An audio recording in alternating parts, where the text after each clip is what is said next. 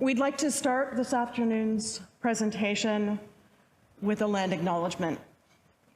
Western University is located on the traditional territories of the Anishinaabe, Haudenosaunee, Lenape, and Chunukton nations, on lands connected with the London Township and Sombra Treaties of 1796 and the Dish with One Spoon Covenant Wampum. This land continues to be home to diverse Indigenous peoples whom we recognize as contemporary stewards of the land and vital contributors to our society.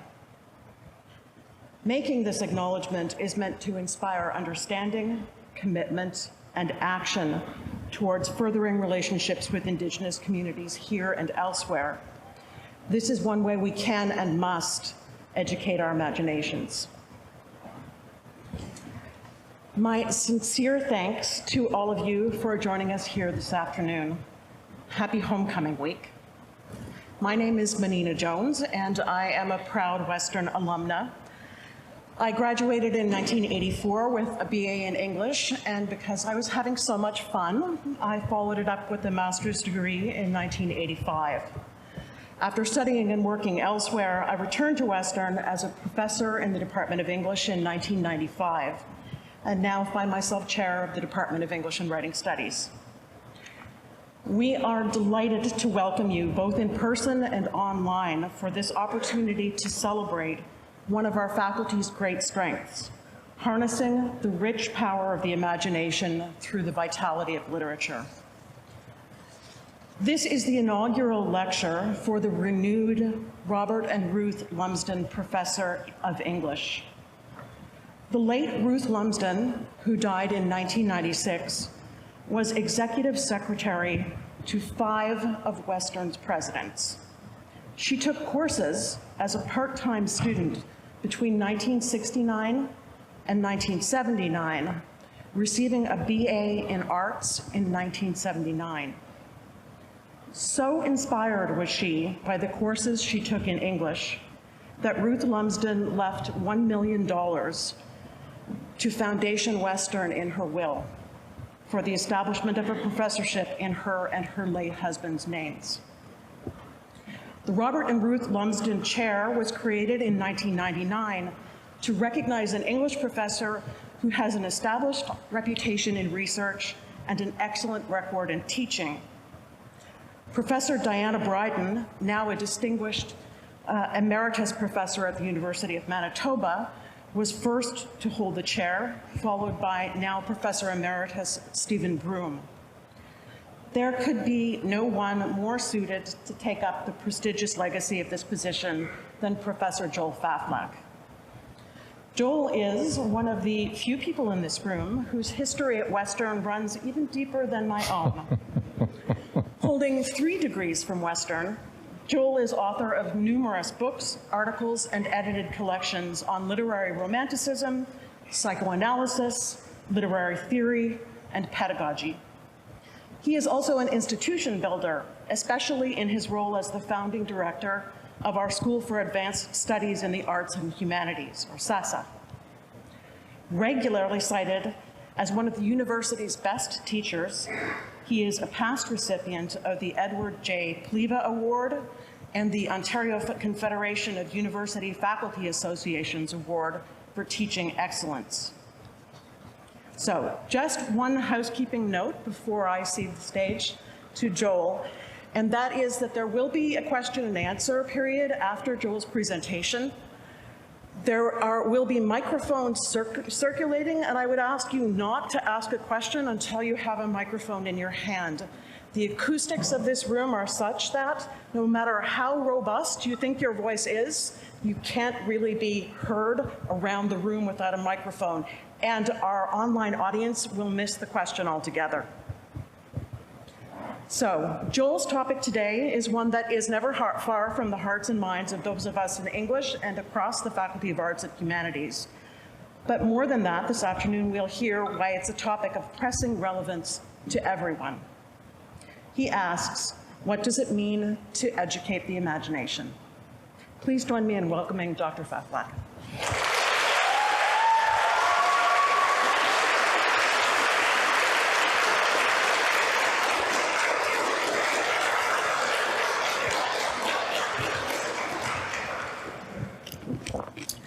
Jesus, this is terrifying.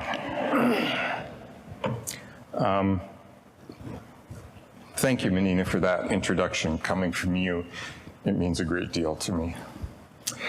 This talk is for my students, for our students. I started thinking about the issues that I'm going to talk about when I first gave a Walrus talk many years ago about wasting time with the humanities. Not the humanities as a waste of time, but wasting time with the humanities. What am I? Oh, thank you. Get that out of the way. And I've been wrestling with that idea ever since for reasons that will come out, hopefully, in this paper. I don't have answers to the questions I'm going to pose in this talk. I spent 6 years trying to find answers while I was helping to start the School for Advanced Studies in the Arts and Humanities, as Menina has told you. And it was exhilarating, but as one of my colleagues said in our department meeting last Friday, it's also really fucking hard. So those of you who carry on with finding solutions like the ones my colleagues wrestled with at last Friday's department meeting in order to fight, as another colleague noted, our need for even greater collaboration across the faculty, my hat is off to all of you. My arena of defense is now mostly the classroom, and I'm happy to be there. So this talk is more ruminative than definitive. It doesn't make up its mind, which is partly my point, because I wonder about what kinds of pressures we're putting on our students to make up their minds too quickly in the university. Speaking of which, I want to start by acknowledging my partner, Norm, who texted me during our department meeting last Friday and showed me a meme of the two dogs in Lady and the Tramp, sucking on the noodle, and he said, "Happy anniversary." And yeah.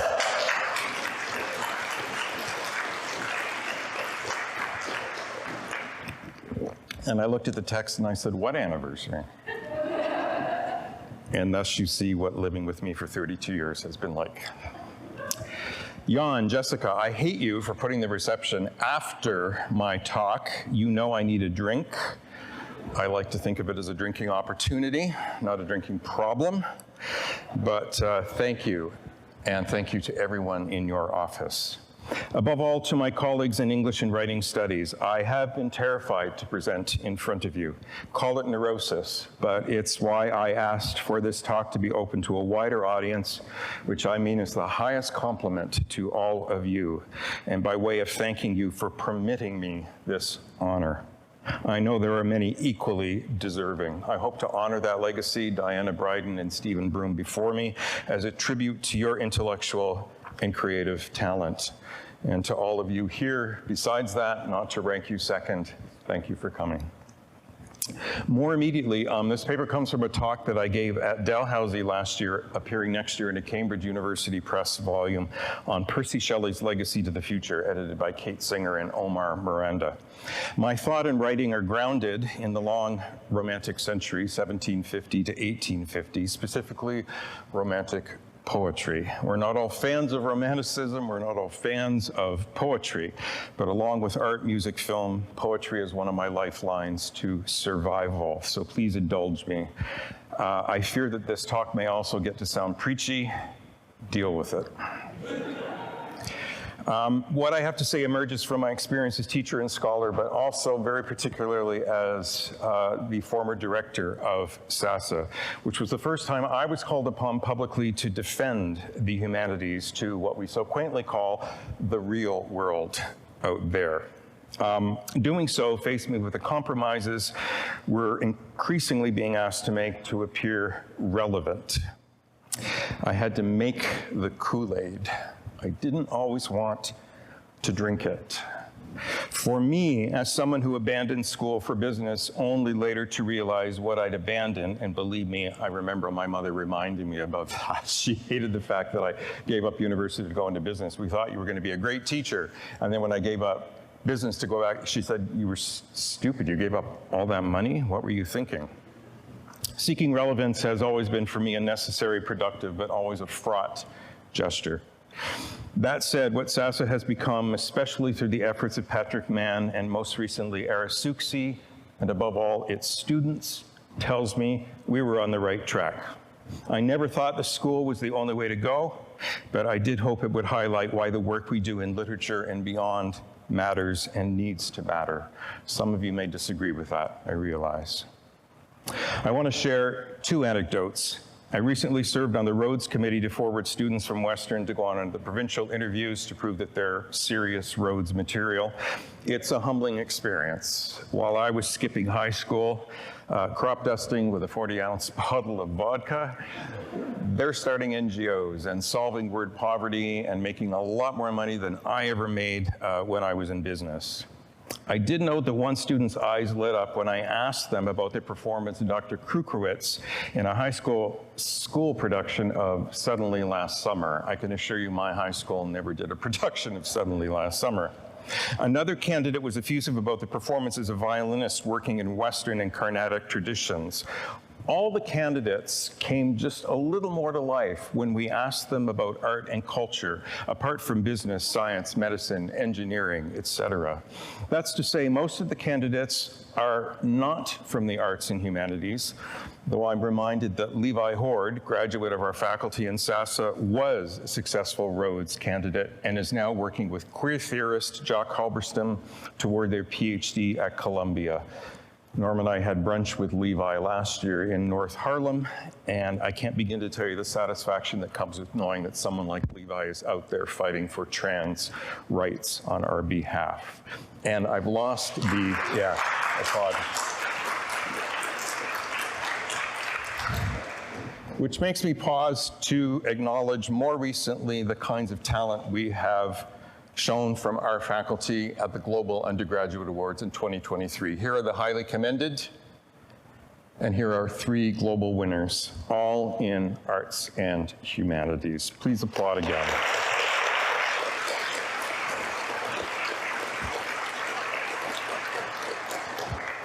And I say that too because I was keynote speaker at the awards Global Summit for 2 years, and I chaired the literature panel. 18 judges, hundreds of submissions, so I know how hard it is to get there. Amazing work by all of them. The second anecdote is this. One meeting with the SAS Advisory Board, former Dean Milde and I were lamenting the obstacles arts and humanities face in having to prove ourselves. Their response, and I paraphrase broadly, "We see the value of what you do. We need your graduates, so why are you being so defensive about what it is that you do?" The answer, if you've ever attended the cattle call that is the Ontario University's fair, is not easy or clear. But I took note. Why are we so defensive? Well, there are clear budgetary, cultural, and political reasons for this, which have a long history. But Ivy isn't defensive about what it does, for instance, at least not that I know. And when I was certainly I didn't feel the need to be defensive in business. I was a straight, at least at the time, male who wanted to make money to make a success of himself. Nothing to defend there. But when I gave up business to return to university, well, better have some really good reasons for doing so. The specter of success haunts us in the humanities. Always evaluation, always the need for justification. The fact that we love what we do, but the rest of the world doesn't always, at least not if you're Ron DeSantis. So my question is this: is being defensive perhaps not our best defense? The uphill battle to prove ourselves makes us skeptical, critical, empathic, tolerant, prone to thought, if not always to action. It also makes us wary of the outside, and we should be, given what the outside increasingly looks like. Which is also to say, while I champion broaching the boundary between them and us, increasingly I also find myself saying, yes, but us is often a necessary line in the sand, and it's for your protection as well as ours. Which brings me to the topic at hand. In 1820, Thomas Love Peacock wrote The Four Ages of Poetry, which argues that England's poetry was in serious decline. In response, Percy Shelley, always prone to overreaction, wrote a defense of poetry the following year, though it didn't get published until 1840. That delay interests me because it speaks to the essay's prophetic conclusion. Many of you will know this. Poets are the hierophants of an unapprehended inspiration, the mirrors of the gigantic shadows which futurity casts upon the present, the words which express what they understand not. The trumpets which sing to battle and feel not what they inspire, the influence which is moved not but moves. Poets are the unacknowledged legislators of the world. You can't not feel defensive when someone makes poetry a call to arms. That and the fact that Shelley's obsessed with that word unapprehended, which makes me apprehensive. Poetry announces a world that will have come, as if the present already seizes the future, but without any idea what it might mean. Words which express what they understand not. And that poetry exerts an influence that moves, but is moved not, invites an enthusiasm that might need to be curbed. Poetry gives us an uncanny sense of the future, as if it knows and doesn't know what it's doing. In his final unfinished poem, The Triumph of Life, Shelley calls this uncanny effect thoughts which must remain untold, either because the poet doesn't know what they are, or maybe they're just too dire to speak. Either way, he's screwed by history as a kind of crisis-strewn landscape, and it's unfinished, of course, because Shelley drowned before he could finish it. So the ending of the defense is visionary, but like all utopias, beware of what you wish for. It makes the future possible and impossible at the same time. As Maurice Blanchot argues, in prophetic speech, it is not the future that is given, but the present that is taken away. A space in which we would not know how to live, and that must upset all the sure givens of existence. This thought of impossibility, he continues, draws us away from the space in which we exercise power to indicate a reserve in thought itself, a thought not allowing itself to be thought in the mode of appropriative comprehension. All thought, one might say, is prophetic in this way. Shelley draws power from society's indifference, from poetry's resistance to the deadening force of what he calls utility. But here's the paradox. While certainty makes our greatest capacity for change, it also makes the mind vulnerable to influence. I align dwelling in this space with the idea of a mind liberated to find itself, yet risking uselessness, which is the source, one of the sources of an ongoing crisis in the humanities. History has mistrusted the imagination, at least since Socrates cautioned Ion about infecting his audience with Homer's divine madness. Socrates had to eat his own words when charged with corrupting young Athenian minds. Actually, he didn't eat his own words. He had to drink the hemlock instead. He refused to eat his own words. Plato answered this danger by exiling poets from his ideal republic for mistaking fictions as truths, which in The Defense of Poesy, riffing off Horace's Ars Poetica, Sir Philip Sidney turned into poetry's primary function.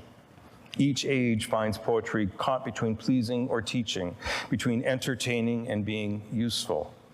Shelley's solution is to distinguish poetry as verbal art, anchored in the everyday practice and teaching, from poetry as a transhistorical force for change. He directs his rage against an exploding information age that threatens to bury us in facts. We have more moral, political, and historical wisdom than we know how to reduce into practice. We have more scientific and economical knowledge that can be accommodated to the just distribution of the produce which it multiplies. The poetry in these systems of thought is concealed by the accumulation of facts and calculating processes. The cultivation of poetry is never more to be desired than at periods when, from an excess of the selfish and calculating principle, the accumulation of materials of external life exceed the quantity of the power of assimilating them to the internal laws of human nature. The body has then become too unwieldy for that which animates it. Because we forget that systems of thought begin as imagination, we want the creative faculty to imagine that which we know.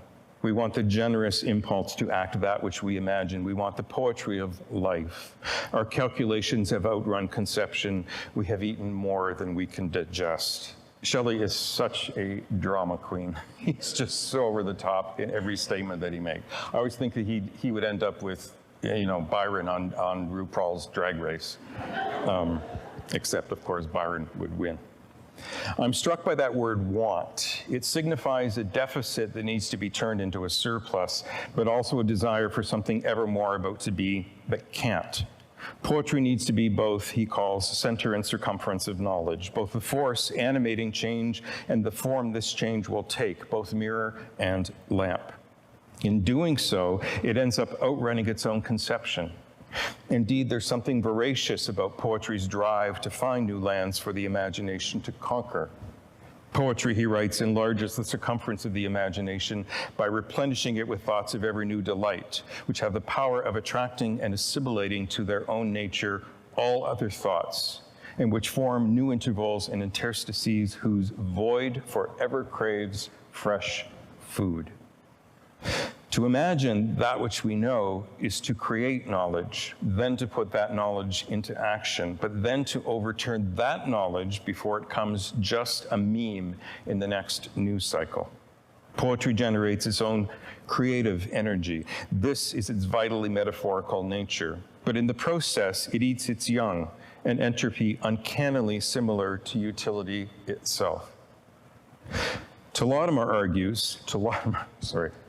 Rajan, on a first-name basis with all of us, of course, argues that Shelley's defense reads poetry as a self-displacing energy that insists on the imagination as dynamic and vital, but thereby unable to fix meaning. Thought is precisely the site of a paradox. Dissemination as the scattering and unfixing of unitary meaning. Dissemination as communication. Poetry suspends enlightenment in order to provide an alternate form of illumination, a restless indeterminacy that scatters revolutionary sparks which may or may not ignite. Shelley's evasive about what form this communication should take, which is a problem precisely, I think, because the knowledge he's aiming for can't actually be put into words, at least not the ones that make sense to the status quo. For him, the true utility of poetry, quote, renders the mind the receptacle of 1,000 unapprehended combinations of thought, by which the imagination is enlarged by a sympathy with pains and passions of others. Poetry moves us into an alternate world that questions the given. Seeing reality otherwise breeds empathy and tolerance in the name of social justice. But there's the rub. To get there, imagination opens a black hole of interpretation, whose impact risks feeding on its own burnout. Whereas in other fields, facts supposedly mean what they say, in the study of literature, for instance, facts arise from how an individual interprets them. The facts become the interpretation, which makes how we play the game rather more complex. The vitally metaphorical labor of interpretation that is the hallmark of the humanities in research and teaching also exposes the pleasure we take in it to ideological and political capture. The revelations we hope students will experience from the restless creativity we want them to harness in order to imagine that which we know generate what Julia Kristeva calls an energeia of thought. But that energeia appears useless to others unless it's put to practical use. Otherwise, it's either threatening, in need of discipline, or worse, pointless, easily dismissed. If our critical task is never to make up our minds in order to resist the status quo can just as well make up our minds for us. Against Peacock, Shelley insists that the literature of England has arisen, as it were, from a new birth. That phrase, as it were, suggests an uncertainty that echoes to the present. The university craves the fresh food of innovation as the path to informed social response. Yet has this protean nature come back to haunt us, urging us to make up our minds while exploiting how it's not in our nature to do so. Put another way, does our innovation matter, or is it just innovation for innovation's sake? Shelley vacillates on the issue, so that doesn't help. On one hand, poetry marks the before unapprehended relations of things and perpetuates their apprehension. On the other hand, imagination misses the very thing it means to attain. For Shelley, the mind in creation is as a fading coal, which some invisible influence, like an unconstant wind, awakens to transitory brightness. For when composition begins, inspiration is already on the decline. And the most glorious poetry that has ever been communicated to the world is probably a feeble shadow of the original conception of the poet. This isn't exactly a neoliberal fantasy of progress. Imagination arrives stillborn, in need of reanimation, which specter Mary Shelley embodies in Frankenstein's creature. What if the true utility of poetry is just more poetry, the feedback loop of the imagination's potential to transfigure the world? No wonder poets are unacknowledged legislators, nightingales who sit in darkness and sing to cheer their own solitude with sweet sounds. Their auditors are as men entranced by the melody of an unseen musician who feel that they are moved and softened, yet know not whence or why. So, does poetry arm us for the future or make us mere brain food for the neoliberal university's mode of ceaseless production? For Peacock, sorry, I had to get some eye candy in here. The poet is my idea of eye candy, maybe not yours, is a semi-barbarian in a civilized community, the opposite of the useful or rational man, and cannot claim the slightest share in any one of the comforts and utilities of life in which we have witnessed so many and so rapid advance. He therefore urges intelligent men to stop wasting their time writing poetry and apply themselves to the new sciences, including economics and political theory, that could improve the world. Even if Peacock has his tongue in his cheek, which he may, he marks the advent of political economy and the dangerous inevitability of certain kinds of progress. As Adam Smith writes in The Wealth of Nations, the invisible hand of the market inevitably plots the economic process toward a final state of equilibrium. Against such confidence, Shelley's defense doesn't stand a chance.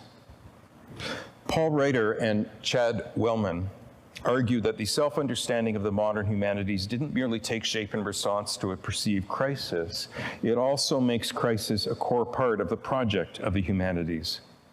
Different from what he calls the disordered desires, unruly passions, or the presence of evil that defined an earlier humanist study, the modern humanities became tasked with addressing what he calls historical changes, such as industrialization, new technologies, natural science, and capitalism, that link them permanently to the temporality of crisis. Put another way, the modern humanities, because they both depended on and played a crucial role in the rise of the modern research university in 19th century Germany and then in the United States, became tasked with providing practical moral succor for a new age. However, this utility put them at odds with Max Weber's call for the humanities to be conducted value-free, without moral suppositions, presuppositions. This, what he calls polytheism of values, aligns with Shelley's defense of imagination as the great instrument of moral good. Yet it traps the humanities between naming its world historical mission and the critique of this common ground, which makes proving our relevance that much more difficult. Shelley's one great mind of imagination, built up by individual poets throughout history, is of course not unlike Eliot's notion of individual talents as they alter tradition. But Shelley's imagination is far more of a free radical of change, what his Prometheus Unbound calls a voice to be accomplished. At the end of that poem, Demogorgon, a placeholder for an impossible future if there ever was one, urges us to hope creates from its own wreck the thing it contemplates. Not unlike Benjamin's Angel of History, moving onward, fueled by the toxic waste of catastrophe. Would Shelley see the humanities as evolving or hurtling toward their ruin? Are we just shoring up fragments against our ruin in perilous times, or might ruin clear space for some future incarnation? In 1963, Northrop Frye wrote The Educated Imagination, a work of Canadian public intellectualism as we anticipated our centennial. The stakes were patriotic as well as academic. They indicate what Shelley calls a great and free development of the national will. For Frye, teaching literature offers a bulwark of culture against the anarchy of one's historical moment. Frye shares Shelley's anxiety. He writes, "Is it possible that literature, especially poetry, is something that a scientific civilization like ours will eventually outgrow?"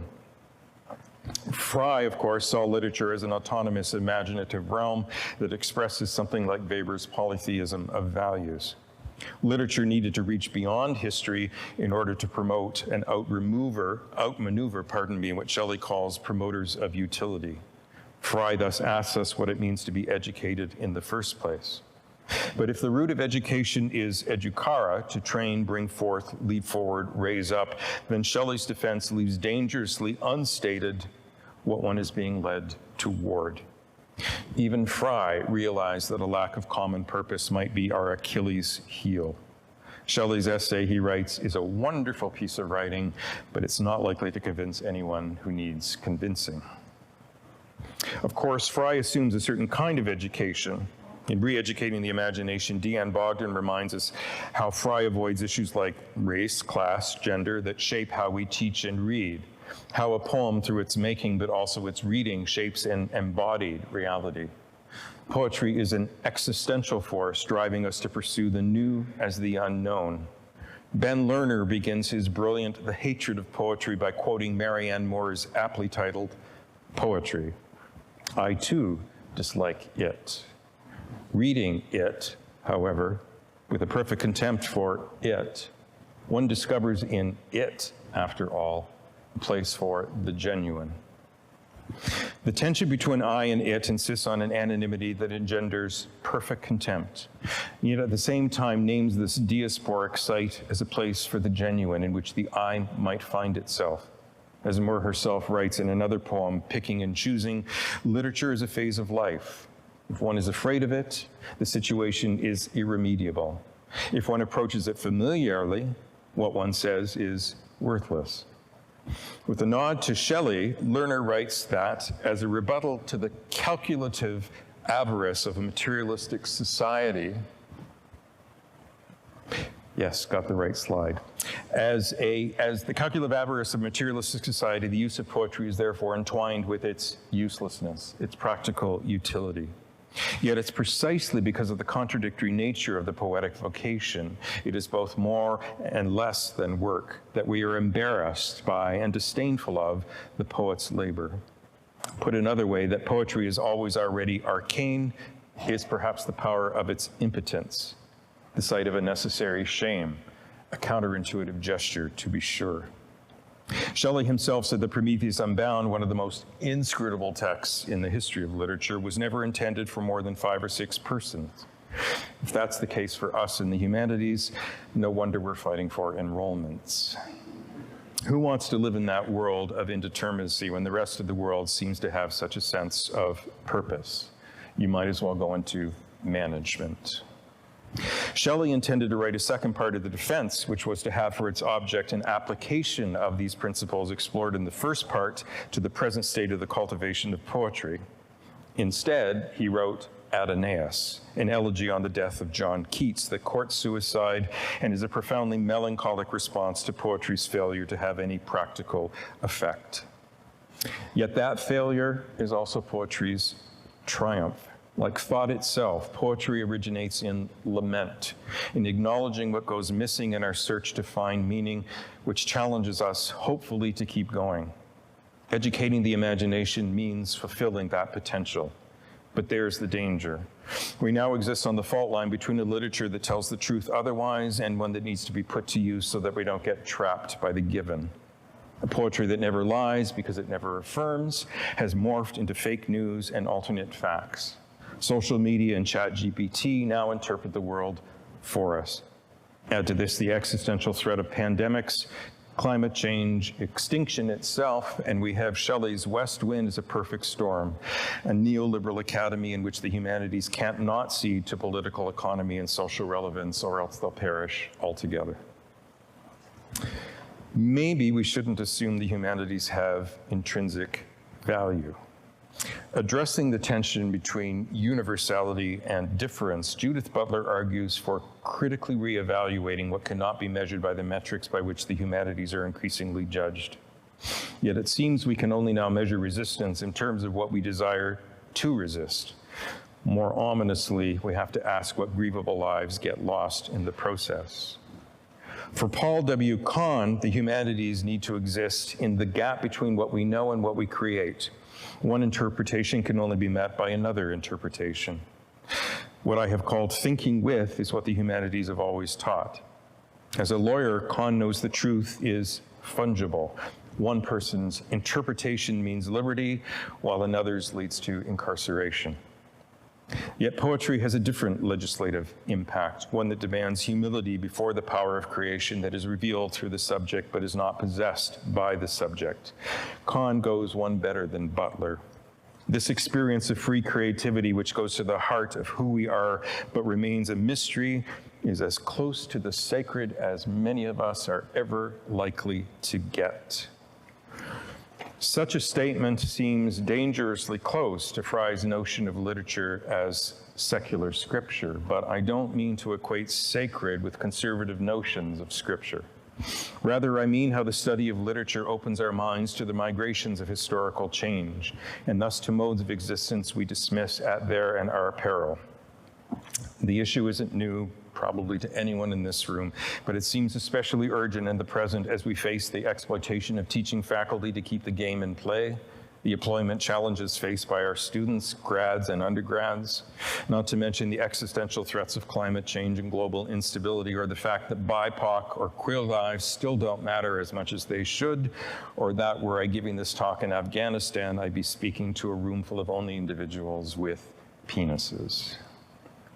That hasn't happened here. Though, as Margaret Atwood said, noting that The Handmaid's Tale noted that nothing that The Handmaid's Tale treated as dystopian fiction hasn't come true. And of course, we've all heard the story about what's happened in Peel County with the school trustees going through and taking half the books off the shelf and not just locking them away, sending them to the landfill or shredding them. I can't believe that that's happening. One of the books that I saw on CTV that was going into a garbage bag was titled Magnificent Women in Music. How could that possibly be a threat to grade 5s or grade 6s? And the majority of women on the cover, I hasten to add, were of color. So, are the humanities in a state of crisis? Well, yes, but perhaps only insofar as crisis has already been our mode of survival. That sounds like tilting at windmills, like Monty Python and the Holy Grail, when the knight gets all his limbs cut off but still insists he's in the fight. And yes, I speak from a position of academic privilege, I realize. Still, I wonder if our defensiveness doesn't mean we're better armed than most for the future. But, and again, here's where things get tricky, I also think we need to protect the privilege of just wasting time with speculation as much as we need to focus on being productive all the time. In 1845, Thomas de Quincey wrote, "Among the powers in man which suffer by this too intensive life of the social instinct, none suffers more than the power of dreaming." One of his solutions, besides opium, was solitude. Dangerous to ask in the aftermath of COVID isolation, I realize. But if we don't waste time speculating and just be curious, how are we going to see the world otherwise? So permit me to end by stealing from other people's periods. W.H. Audens, in memory of W.B. Yeats, describes the response to Yeats's death as what Schopenhauer calls a deadening languor that barely registers Yeats's legacy. Oh, all the instruments agree the day of his death was a dark, cold day. In the second section, boredom and uselessness, of course, become the point. Poetry makes nothing happen. It survives. In the valley of its saying, where executives would never want to tamper, it flows south from ranches of isolation and the busy griefs, raw towns that we believe in die in. It survives a way of happening, a mouth. Apostrophe, an appeal to what's missing as if to make it present, makes nothing happen in reality, but it does happen in the poem, which marks a different form of survival. As Jonathan Kuller writes, nothing need happen because the poem itself is to be the happening. A great mentor of mine once said to me, if there weren't somebody writing a poem every second of the day in our lives, the universe would cease to exist for us. I still don't quite know what that means, but I remember that he said it. Auden risks boredom, but to make ourselves still enough to feel other stirrings, like registering a life worth grieving. In the final section, this pause literally breathes life into the poem. Follow, poet. Follow right to the bottom of the night. With your unconstraining voice, still persuade us to rejoice. With the farming of a verse, make a vineyard of the curse. Sing of human unsuccess in a rapture of distress. In the deserts of the heart, let the healing fountain start. In the prison of his days, teach the free man how to praise. The ending's formality makes us go, oh, that's what people expect a poem to sound like. But that irony is the point. The poem announces itself as a poem, a form of unacknowledged legislation that it's up to us to enact. The event of the poem remains radically indeterminate, but it registers its happening, our experience of which is real precisely because it makes us uncomfortable with its formality, like that moment in a film musical when somebody breaks into song and dance. It offers the possibility not just of singing, but also surmounting, if not silencing, the pain of living. Shelley understood this when it came to mourning the grievable life of poets. Oh, weep for Adonais. Lament hurts. We need to insist on that point and not always try to imagine we're not hurting. And we need to carry forward that insight in the spirit of collaboration and communication and not in the spirit of fighting for bums and seats or always to prove to the world some sense of our productive relevance.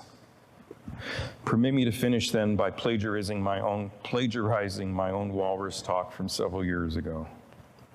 What might happen if we all stopped being so damned useful for just a moment? What might happen to climate change, the unrestrained exploiting of limited natural resources, growing socioeconomic disparity, to religious, political, sexual, and cultural intolerance against things we don't, can't, or won't understand? And what about the neglect of the everyday affective lives of our spirits and the spirits of others, whatever our fields of study? The stories of how we feel. Thought and creativity waste a lot of time and energy, but to imagine that which we know so that the human spirit does not get buried in facts or blinded by progress, how could that be a bad thing? To momentarily disengage from the world while remaining alert to those who might exploit this disconnect. Would a little more productive creative waste kill us? As Samuel Beckett says in Worst Word Ho, try again, fail better. I have often fantasized about seeing that on a recruitment poster. Sufficient to have stood, though free to fall, maybe not so much. Actually, none of them would work. Neither one of them would work. And here's what I know. This is poet Czesław Miłosz. Faith is in you whenever you look at a dewdrop or a floating leaf and know that they are because they have to be. Even if you close your eyes and dream up things, the world will remain as it has always been, and the leaf will be carried by the waters of the river. You have faith also when you hurt your foot against a sharp rock, and you know that rocks are here to hurt our feet. See the long shadow that is cast by the tree? We and the flowers throw shadows on the earth. What has no shadow has no strength to live. If relevance is what we're after, I suppose we need to be less defensive to avoid singing as stridently as Shelley's defense. But that risks getting trapped in the present without any hope of seeing beyond. Because regardless of whether or not things have always been thus, we have never had the luxury of not being defensive. So I say to anyone who now says, why so defensive? Go to hell. I plan to celebrate what we do. I also plan to keep on complaining about it. Thank you.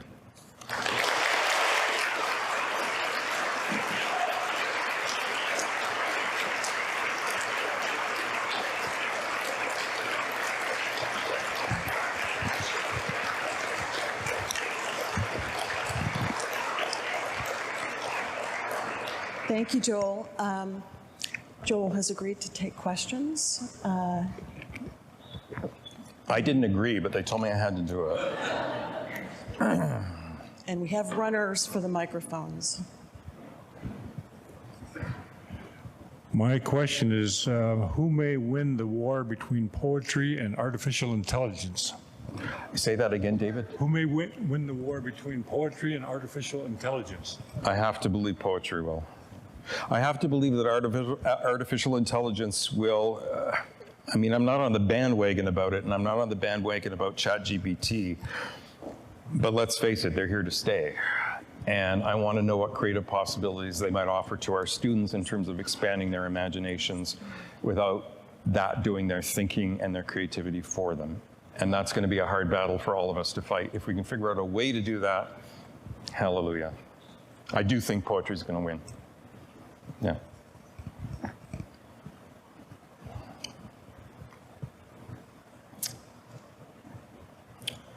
No more? We can go drink?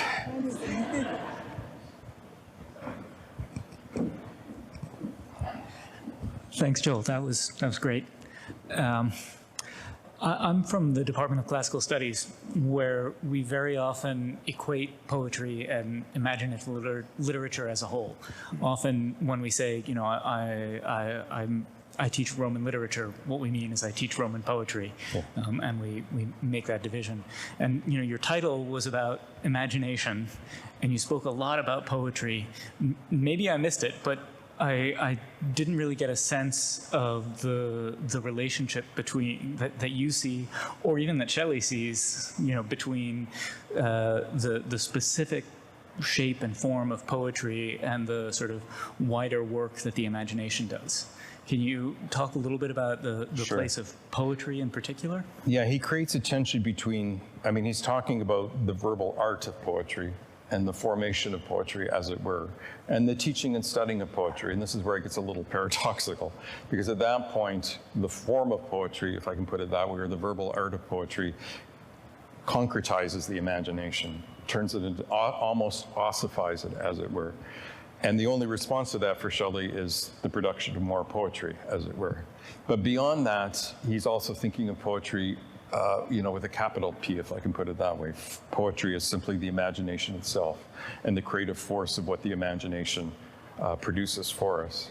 And from that point of view, poetry is what undergirds everything that we do within human thought, within human process, within human production, as it were.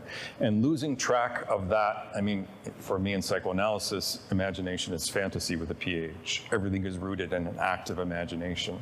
And it's a dangerous territory to say, because the minute you say that, you say, well, then anything can be made up any way that we want to. And of course, that's one of the paradoxes that we have to deal with as human beings. Although, you know, I'm always reminded, I don't think this is quite answering your question, Randy, I'm always reminded of what you know, Albert Einstein said. You know, I didn't know that the cosmos was going to function that way, but I came up with a theory, and the cosmos just happened to function according to the theory I came up with. And I think Stephen Hawking might say something similar, lots of people in quantum mechanics.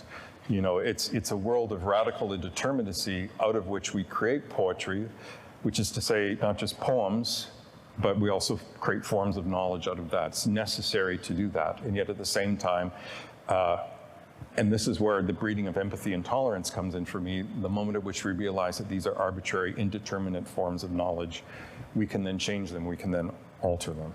But as I say, we're now in a world where people are using that capacity against us. You know, well, anyway, I won't go any further with that. I don't think that quite answers your question, though.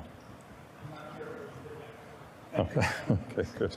I'm always reminded of Albert Einstein's thing, though. It's like, you know, the cosmos just happened to, and I'm, you know, maybe there's relativity out there, and I'm like, and then it just happened to work that way. And what Albert Einstein says about creativity and quote unquote the humanities in general, I mean, I think we need to put a lot more of that on posters to remind us that, you know, the work that we're doing between the fields that are profoundly more empirical, apparently, than ours, there's far greater, oh God, I hate this word, synergy between our fields. And if we could just start having that conversation, I'd be a happier camper. I don't camp, but I'd be a happier camper. Jen. Hi, so we have a question from Zoom, and the question is, quote, poetry originates in lament, unquote. What does modern poetry most lament or should lament as opposed to romantic poetry? Oh, I don't see a distinction. So, I mean, there are distinctions. The form of the poetry is radically different in so many ways, although Romanticism let me get on my soapbox about Romanticism for a moment. I mean, there's radical experimentation of a certain kind. But to go to the point about lament, poetry is always addressing a reality that goes missing, as I've already said in the talk. So what are the issues that are going missing now?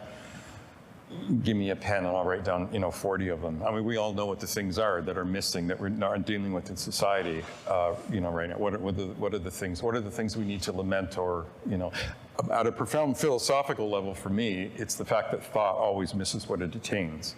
That's what's most relevant about thought for me. And if we just manage that thought within our head, we'd be a little further ahead. No, I'd have to think that statement over. Anyway, whatever the modern poetry, I mean, Anne Carson, talk about hard to read, but brilliant stuff.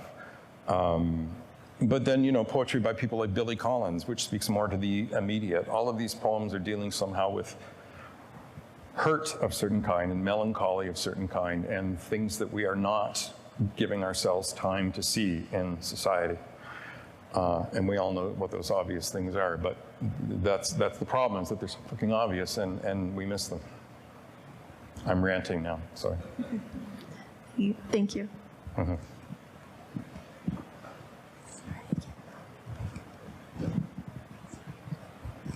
Joel, I love that talk. Thank you so much. It brought me back to my old love affair with literature in a way that I've been out of touch with for a while, perhaps, not completely. I know that this has been a theme that you have returned to over the years, but I also know, and I know less about this, that you teach courses in leadership. Mm-hmm. And my question is then, how do you reconcile the notion of leadership? And I'm not suggesting they're contradictory, but I want to know your answer. How do you reconcile the notion of leadership with the notion of time wasting that might or might not be poetic? Right? I have a really great answer for that. Okay. But it involves me talking about another place that I work at. But I experience the same thing working here, and I experience the same thing with students in fields different from our own. So I'm a visiting professor at University of Toronto, and I'm teaching in the Vic 1 program in the Chamber Stream, and I teach to economics and finance students primarily. The courses they gave me to teach to economics and finance students, most of whom are enrolled in the Rotman Business School there, or whatever it's called, is the art and literature of leadership. So, they're reading Oedipus Rex right now. Don't sleep with your mother. That's a bad thing. So, but that's not the point. King Lear, so forth and so on. And the art of leadership, but more importantly, what I've experienced with these students is the pressure that they experience in the fields that they're in to produce, I thought a midterm was one midterm. No. They have 4 midterms, whatever. And it's not that I'm not devaluing those fields. It's just that the pressure that one feels on these students to perform when they come to my class, and I don't say this as accolades for me, we can just exercise our imaginations with reading a poem or reading a play or reading whatever. And the results of that, and based on the assignments that I give them, many of which are appropriate academic assignments in writing, but also because the second half of the course is group leadership, so they have to devise a game and orchestrate the game and then write about the game and think about the strategy that's involved in doing that. All of these things are exercising their minds and their imaginations differently from their business courses. So I'm glad they're doing their business training. We've been on our bandwagon about that for a long time. I want to see them doing, a combination of fields so that they learn that language as well as the language we have. But this goes back to my point about those Rhodes candidate. What does it mean when their eyes light up when they talk about playing a doctor in Suddenly last summer? And they really did come to life in a certain kind of way. So it's not to dismiss the other things they had to do.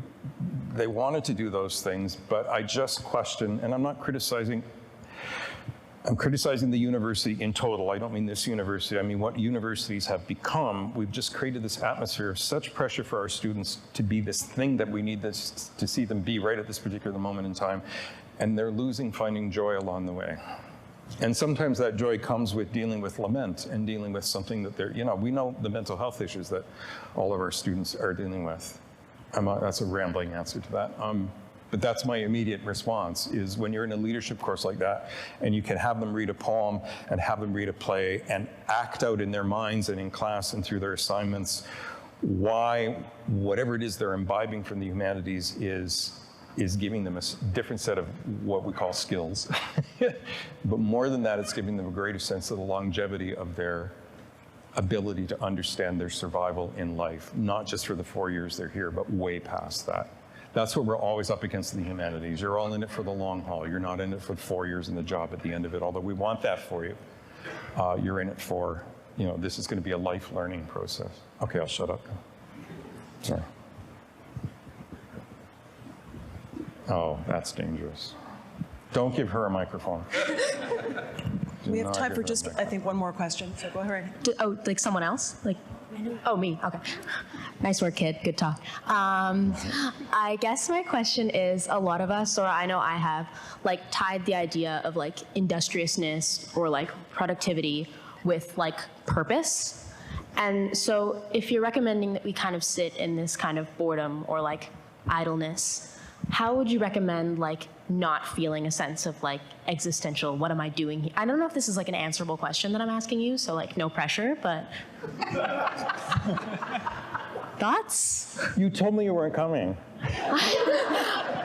My other grandparents are gonna die sometime too, so it's fine. Whatever. Let me make it clear. I don't want to take all the pressure off you and just have us luxuriate in the time that we're here. I mean, we want you to be successful. We want you to find a sense of purpose.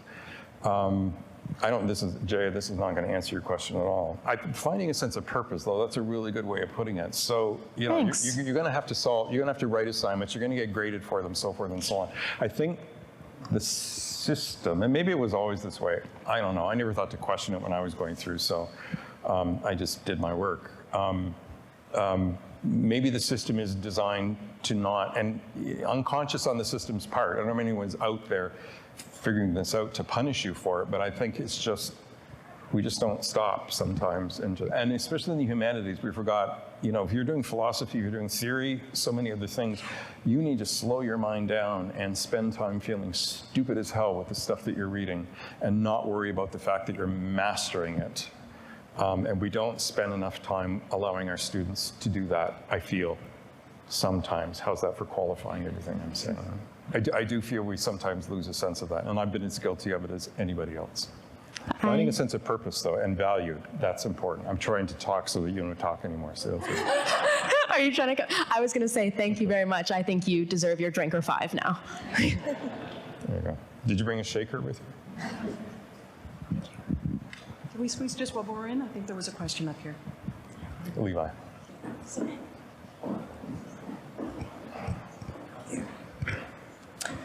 First, I just wanted to say thank you, Professor Faflak, for letting us sit in on this lecture. It was amazing.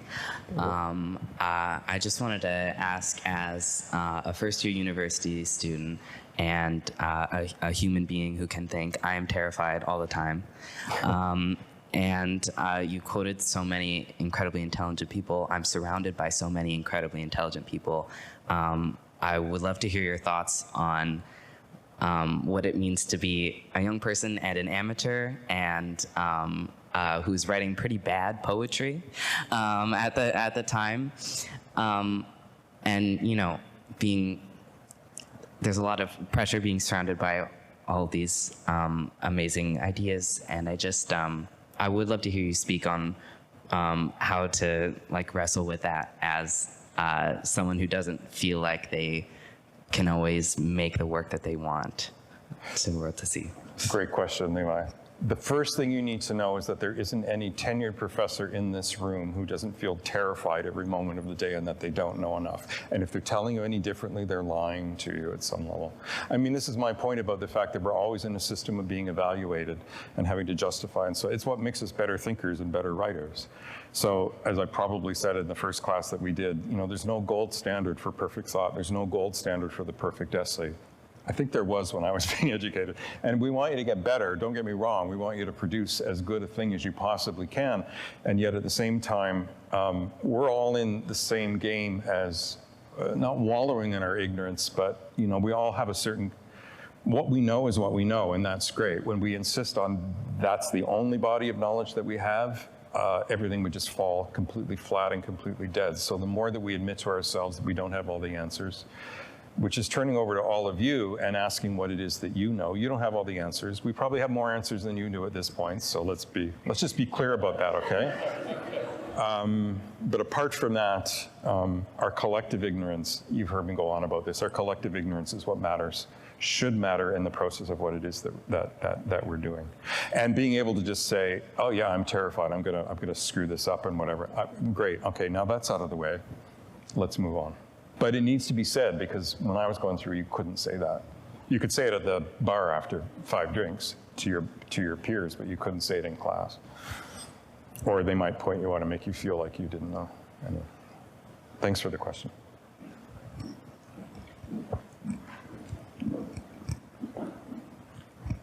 So with that last question, it's my privilege to thank Joel for an engaging conversation that will no doubt continue in the rooms behind Conran Hall.